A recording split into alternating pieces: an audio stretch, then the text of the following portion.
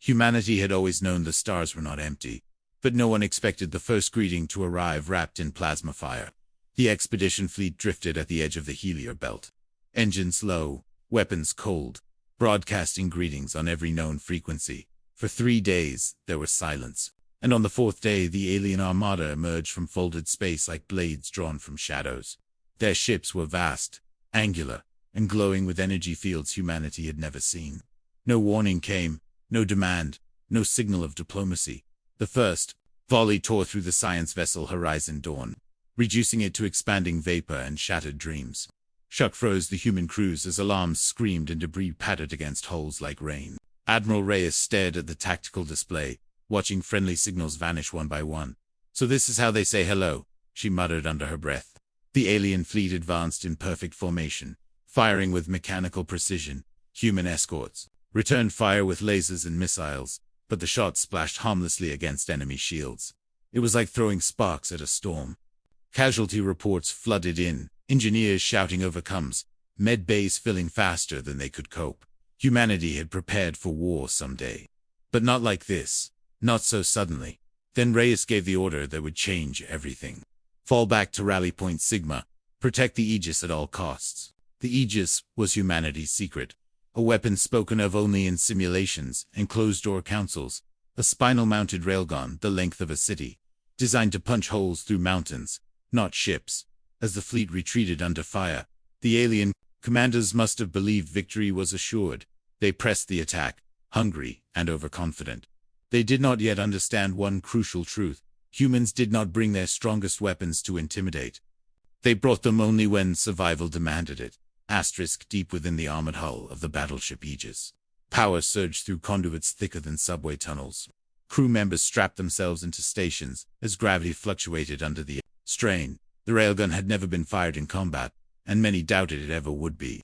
It required more energy than an entire colony consumed in a year.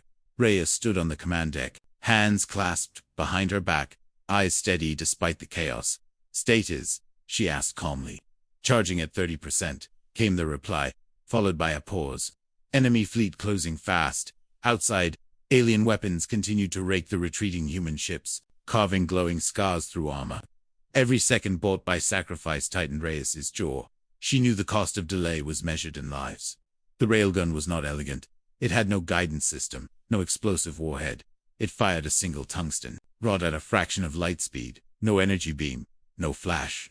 Just mass and velocity obeying physics without mercy.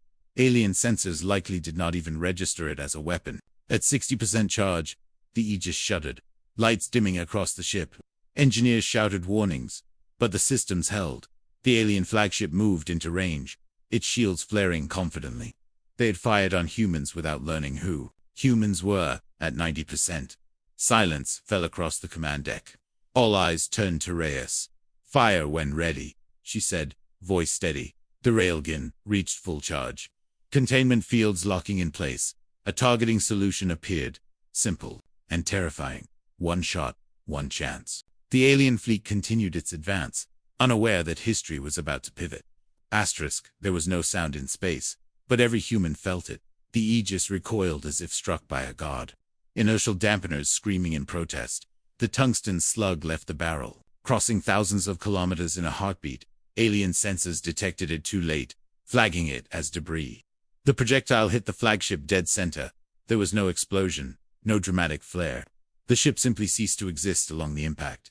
Line shields collapsed instantly. Hull matter converted to plasma. Internal structures shredded by shockwaves traveling faster than thought. The slug continued through, exiting the far side and tearing into the ships behind it. 3 vessels died in the same instant, neatly perforated like paper. The alien fleet froze. Formation breaking for the first time. Human senses lit up with stunned silence from enemy channels. What was that? Someone whispered on the command deck. Reyes exhaled slowly. "Physics," she replied. The railgun began cooling, its systems cycling down. It would take hours before it could fire again, but it did not need to. The message had been delivered. Alien ships scrambled, some retreating, others firing wildly. Human vessels regrouped, morale surging like a tidal wave. They had been bleeding moments ago. Now they advanced. Lasers found targets as enemy shields flickered uncertainly. The myth of alien invincibility shattered in seconds. Humanity had not matched alien technology. They had bypassed it. Asterisk news of the Railgun strike spread through the alien command network like fear made manifest. Their doctrine had no answer for such brutality. They valued energy weapons, elegant shields, calculated exchanges. Humans had brought a hammer to a duel of rapiers. As the battle turned, alien captains hesitated, breaking coordination. Human commanders seized the opening, pressing the attack with ruthless efficiency. Boarding actions followed. Marines storming enemy holes under covering fire. The aliens fought bravely, but confusion dulled their edge. Interrogations later would reveal their fatal mistake. They believed humans were weak because they sought dialogue first. They mistook restraint for fragility. By the end of the engagement, the surviving alien ships fled into folded space. The battlefield fell quiet, wreckage drifting like metallic snow. Human crews tended their wounded, mourning the fallen. Victory had come at a cost, but it had come. Reyes stood alone on the observation deck, watching stars slowly reappear as systems stabilized. She knew this was only the beginning. The galaxy had now seen what humans could do when cornered, and it would remember asterisks in the cycles that followed. Stories spread across star systems. They spoke of a species that tried to speak before it struck. A species that absorbed pain, calculated, and then responded with terrifying finality. Diplomatic envoys arrived, where invasion fleets once planned to go. Treaties replaced targeting solutions. The railgun was never fired again in anger. It did not need to be. Its existence was enough. Humanity rebuilt, stronger, united by the memory of fire and resolve. They did not celebrate destruction. They remembered why it had been necessary, and somewhere beyond human space.